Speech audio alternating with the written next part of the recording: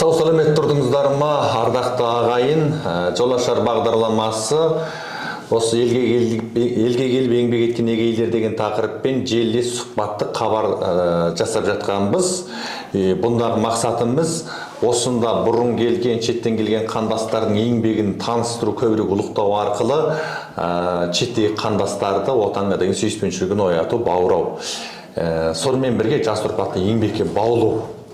Енді бүгін осы елге келіп еңбек етіп отырған, осы біздің халықтың денінің саулығына кереметте еңбек жасап отырған біздің киелі емшіміз Есімбек Қожанұлы. Қош келдіңіз, Есімбек шипагер.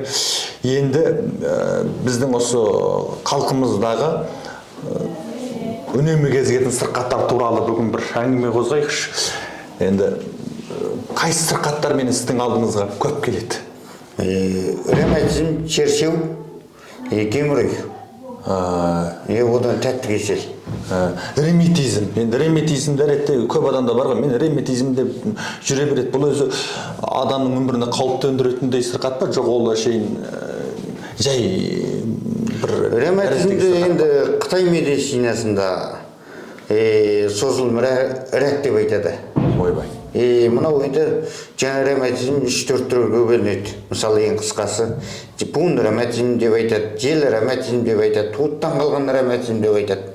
Мысалы біздің адамдар көк шөп отыра саламыз жаңағы. Бір жер болса отырып жата салу, көші-қон біз көшпел қалыппыз ғой. Сонда сүйек алдымен етке өтеді. Еттен сүйектен жылқымай өткен суық мына өкіл дәріге жазыла қоймайды. Мынау негізі қанда болады, қан алу арқылы жақсы болады. Одан мына қазақ теріге салады.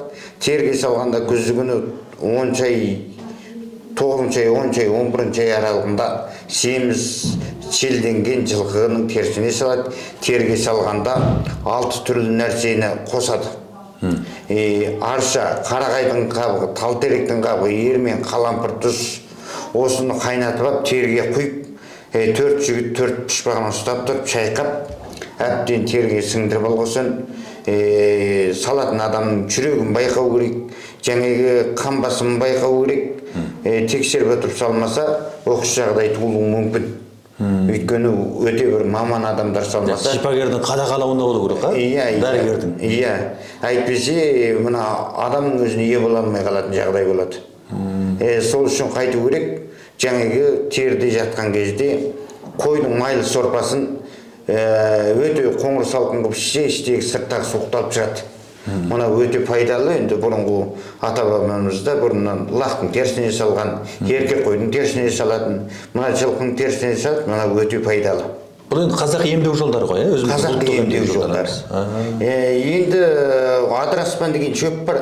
Жарым келі адыраспанға 1 келі кесек тұзды қайнатып, осыған күнде жарым сағат аяғын алса, мынау жаңағы аяқ қолы ішкен, бүйректегі су, іш құрылыстағы су, қуық бездегі су, осының бәріне өте өнімді пайдалы бар. Бірақ енді жаңағы осындай аяқты малған кезде денесі seғалатын болса, онда жүрегі көтермейді, онда малмау керек. Онда зияны көп. Сол үшін өзі әрқандай адам істегенде доғдырдар бар маңайындағы. Соған хабарласып, мамандарына хабарласып отырып, осыны істеткен дұрыс. Өз басына жеке бір қадағалауынсыз істеу. Қадағалауынсыз істеу бұл енді өте қатерлі. Оқыс жағдай туылуы мүмкін. Оқыс жағдай туылады. Сонда сіздің айтпағыңызда қазақи емменен ревматизмді түбегейлі сақайтуға болады. Түбегейлі сақайтуға болады. Енді мына ревматизммен жаңағы қаназдық бірге жүреді. Жаңағы қан алғанда да өте бір жұғына жеткізіп алып жүруге болмайды. Онда адам көтере алмай қалады. Қан алатын жолдары болады. Сол арқылы жолдарынан қан алса. Енді ол қан аздық деп біз тағы да қан алып тастаған ол қатер төндіріп жоғаны арамған бөлек боламыз. Бұрын бізде бит бар ғой, бит бар кезде адамда ауру жоқ. Қазір бит жоқ, біткен ауру бар. Қазақ айтады, жел құтырып қан қайланады, қан құтырып құртқа айланды дейді, бәрі арамғаннан. Мұның бәрі. мысалы қан бергенде де біздің адамдар жаңа қан бердік деп білектен қан береді. Мынау таза қан, жүрек қан.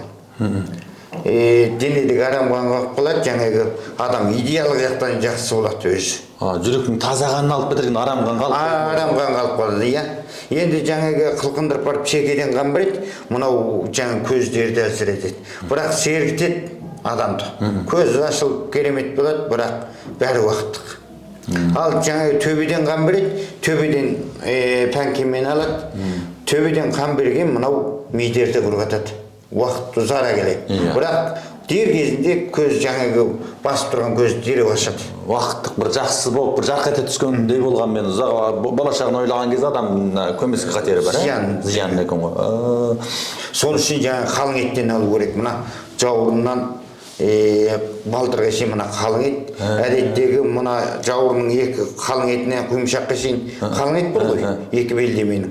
Мынау кішкене балалар төсекке шейіп тоқтамайды ғой әдетте. Мынау дәрет жолы. Аспаптан кішкене балалардың төсекке шейген шықпайды. Осын жаңағы үлкен адамдар бар, үлкен ападар бар, әптен біледі. Жаңағы қалың етті, кішкене баланың қалың етін тарап отырып, осының қан айналысын жақсартқанда, кішкене балалар төсекке шейген тоқтатады. Сонда ішкі жаңағы науқастарда мүлдем сыртпен қатысты екен. Сыртпен қатысты. Сырттан келетін ғой. Сыртқы омыртқа жүйеден қан жүрмей, ішкі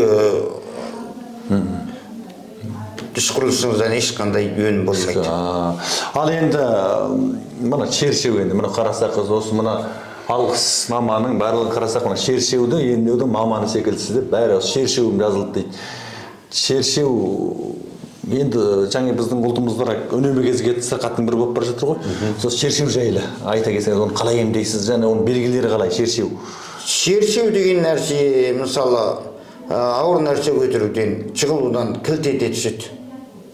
Мысалы жаңа ұзақ уақыт телефон көргеннен, мұғалімдарда компьютерде отырғаннан, чопырдар ұзақ уақыт отырғаннан, мынау мойыннан, белден осындай мынау қан сөйлеген дүние омыртқалардағы.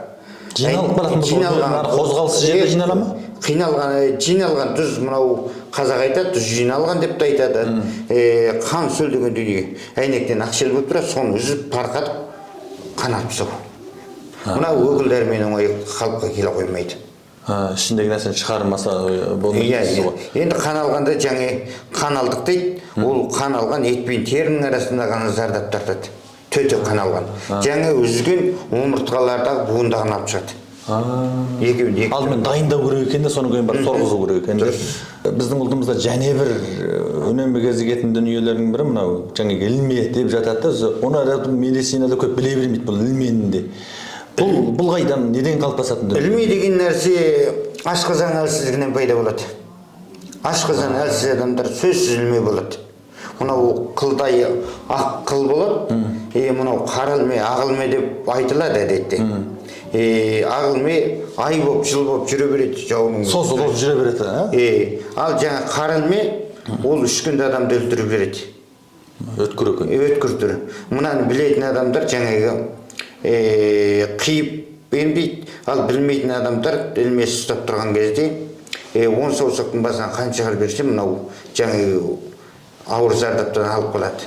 Адам жеңілдейді, бірақ жаңағыдай түбегейлі сауықпайды, қимай үзбей ол түбегейлі. Сөзсіз оны жаңа жауырыннан үзу керек, қию керек. Жауырыннан қию керек. Жөнін білетін адам. Иә.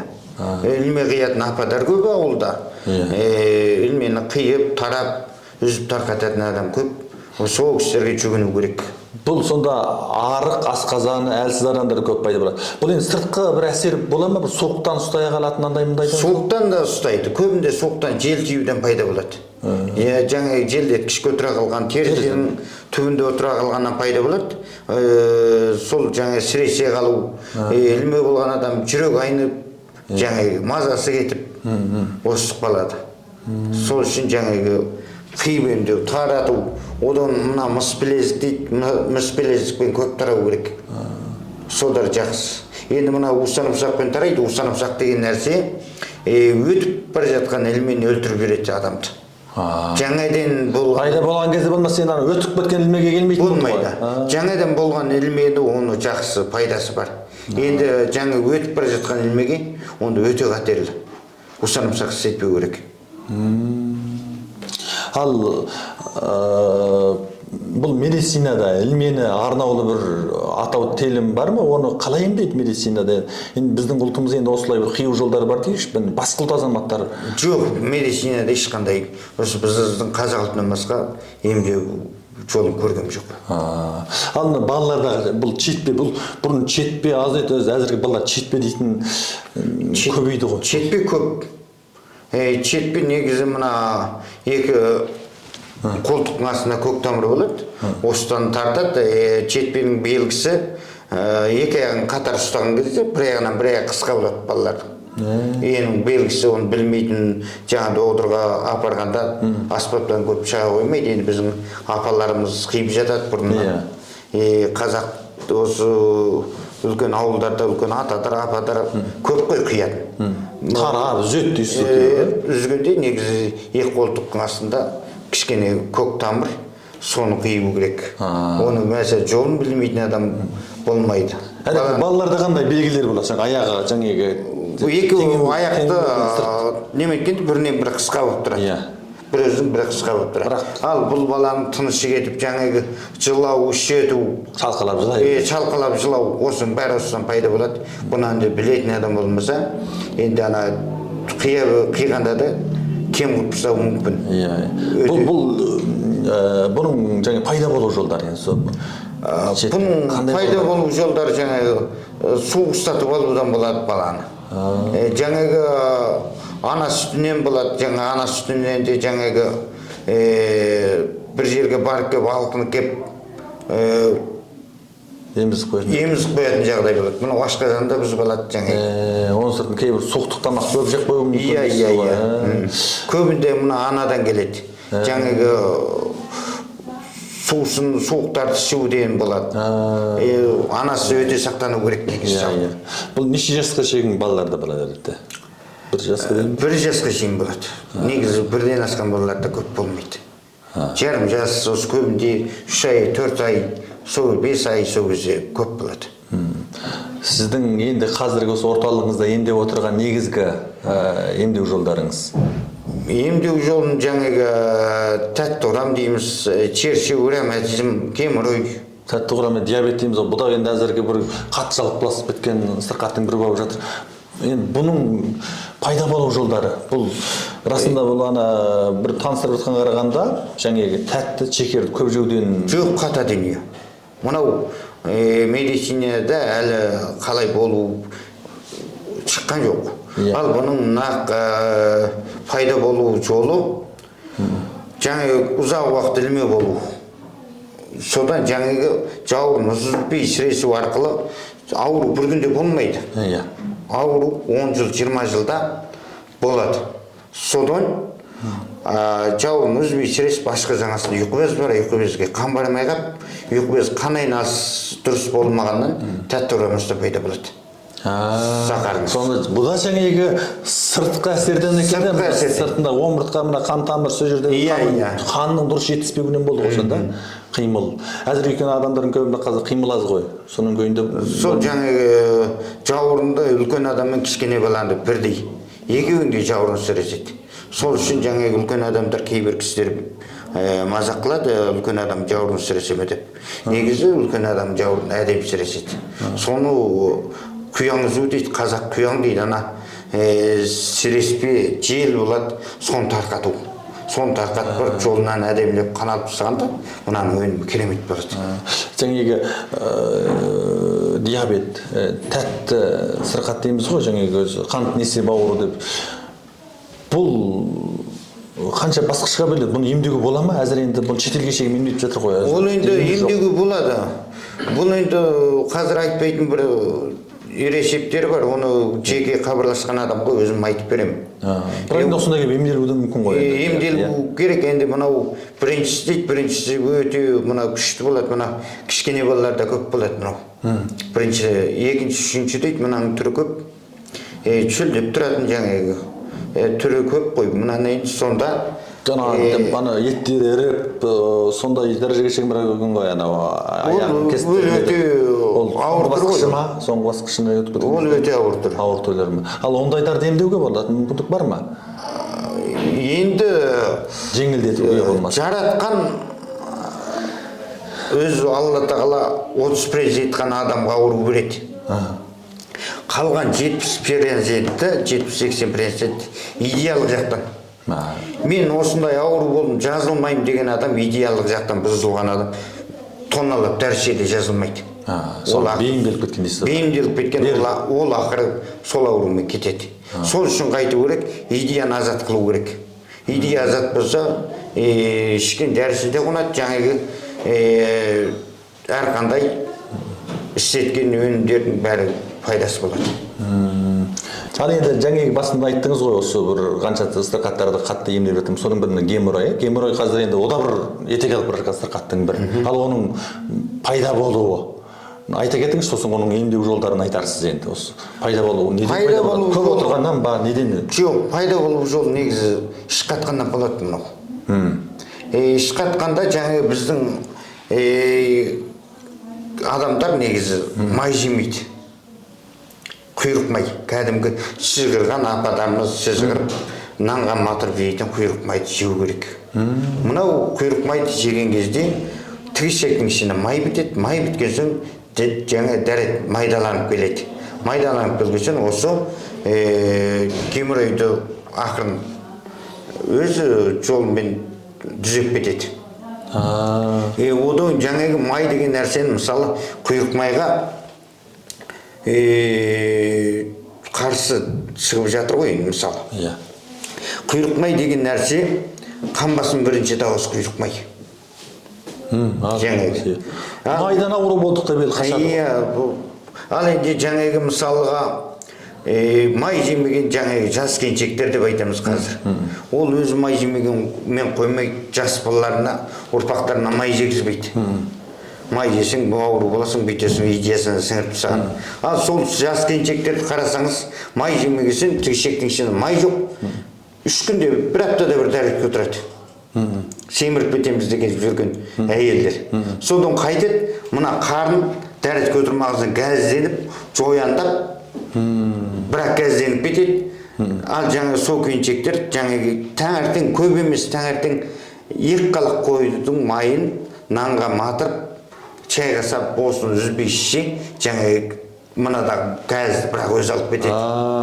Мынау іштегі жаңағы дәрет жүргізгесің өзі ішіде кішірейеді, геморрой деген бәледен де аулақ болады ғой. Керемет қой, құйрық май деген нәрсені жеңіл екен, күні 2 қалақ құйрық май жепсе ол бәрінен айғыға болады екен. Бұрынғы шешелеріміз енді бізге жөтел қалғанда құйрық майды самсаққа бұқтыра қойып ішкенде осы жөтеліміз ада күде тыйылады.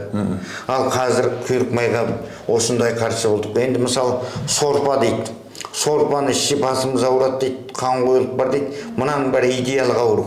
Жаңа сорпа аузына келер келместе бас ауырады. Ол идея. Тіпті ары қарай да барған жоқ қой.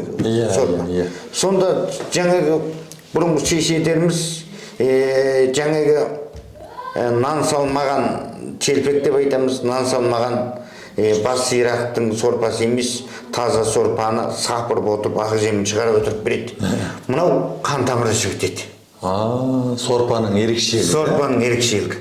Ал оны біздікі қайтты, сорпышек бас ауырады. Қан басын болады дейтін болды. Қан басын болады. Мұнаның бір идея. Ал жаңағы қан басын болудың өзі тамақ істеген жерді көрсеңіз, төбесі баттанмай, мынау су майдан шыққан пайлай. Өсімдік май ғой. Өсімдіктің майы. Ал жаңағы сынан шыққан майдың өзі төбесі баттан майып тұр. Ол кетпейді ғой, алған нәрсеге. Оны біз ішіп жатырмыз. Ол қан қоюлықта келеді, қан жабысақтықта келеді, бауыр майластырады. Қан қоюлық, қан жабысақтық деген мына жүрек пен қан басын баспалдағы. Ал оны біздікі қайтеді. Жаңағы бәрін жаңа құйрық майдан көреді. Мысалы, геморрой деген нәрсе, ішкі геморрой, сыртқы геморрой, араласпы геморрой деп 3 түрлі геморрой болады. Мынау енді ішкі геморрой жаңа қан ағып тұратын сыртқы геморройдар деңегі түймешіге аударылып кететін араласпы геморройдар болады. Мұнаның бәріне жаңағы ошаған деген шөбіміз бар. Жаңағы қойдың майымен араластырып, осыны ошағанға булап, осыны өз адамдар хабарласа, қалай істету жолын түгел айтып беруге болады мен. Мен есім мынаған ешқандай ақы немене алмаймын. Халықтың ақ батасы тиісі болды маған. Осының бәрін қалай істету жолын айтып берем. Одан бір адамға бірден тегін Кемеровойдың сынақ дәрісін беремін. Осы сынаққа істетіп көріп, жақсы болса ары қарай сізбен хабарласып алып тұруға болады. Егер одан бір ешқандай бір өнім болмаса, ақы алмайсыз. Ақы алмаймын. Сынаққа бергенде тегін беремін. Керемет. Енді мынаған геморройға қазір бірден жаңа пышаққа салып ота жасатып жатыр ғой, жаңа ол түбегейлі сақтайту жол емес па? Ол енді жаңағы пышақ деген қандауыр деген нәрседе көз жоқ қой. Сақ нервтерді алғанда келсе, не сияқты зардап туылуы мүмкін. Қосалқы зардап. Мысалы, шершеу болсын, жаңағы мұрын қабыну болсын, одан геморрой болсын, пышақ тиген дүние қайталана береді. Бұл дұрыс емес. Енді мына мойын деген нәрсе денеңде басқарып тұрған өткел осы. Жаңа бас қан тамырлар тосылу. Ұйқысыз көз бар, құлақ шыңылдау, шашу, қалқан шеберіс қабыну, екі қол салдану, жүрек айну, шаршап тұру, жаңағы ашушаң болу, осының бәрі жаңағы мойыннан келеді. Ал жаңағы бізде бас қан тамырлар тосылуы деп ауру бір күнде болмайды. Әттен шегіне бар болса, мына қан тамырлар тосылу деп жаңағы аспап қойып жатады басқа. Тірек қойып, мына қан тамыр, жүрек қан тамыр. Осының бәрі жаңағы аурудың алдын алу керек негізі. Мынадан жаңағы қан айналысы, өткел, су, мына арықтағы судың салындысы сияқты ғой мынау. Сол салындыны алып тастау керек мынадағы. Соны алып тастаған кезде мынада қан айналысы жақсы болған кезде көз шұбартудан, құлақ шыңылдаудан, шаш судан жаңағы құтылуға болады дейсіз. Бәрінен құтылуға болады. Сонда осы өткелекте тұрып осы жер жібермей тұрып осында, иә. Жаңағы өкше аурудың өзі осы мойнынан тарайды мысалы. Мына бір 9 жолдың торабы осы тосылып қалып жаңағы сасып алып тұз алып өткел ұсақ нервтерден қан жүрмегенде жаңағы біткен аурудың келу қайнары осыдан болады. Оның енді жаңағы өз көп ауру жаңағы белгілерін айттыңыз ғой. Негізі жағынан қазіргі адамның көбінде осындай белгі бар өзі. Сонда оның емдеу жолдары сіздің орталықта оны емдеу жолдары жаңағы үзіп отырып тарқатып қан алу. Ең дұрыс сол. Мына өкілдерге жазыла қоймайды. Мынау қансөл деген дүние мойындағы, мойын омыртқалардағы. Соны үзіп тарқатып алғансаң, қой берсең, ол уақыттық тарқайды. Уақыттық жақсы болады. Қайта біраз күннен кейін жиналып алады. Ал жаңағы тарқатқызын қан алып тастасаң, бұл өнімі керемет болады. Содан бір көз ашылады. Түбегейлі себебімен күресі ғой, салдарымен емес.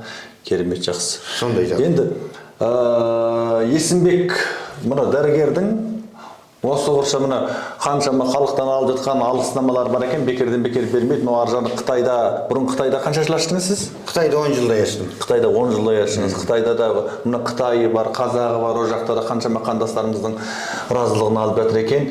Енді осы жерде мына Ұзынағаштың мына Алтын Асық деген ауылынан жаңадан ашылып жатыр. Жаңа мектептің қарсы алдында Алтын Сақа деген емдеу, қазақ емдеу орталығы. Сізде өзіңізде осындай жаңағы сырқаттың белгілері болып жатса, осы Есімбек Қожанұлы дәрігерді іздеп сырқатыңызға ем алсаңыз болады.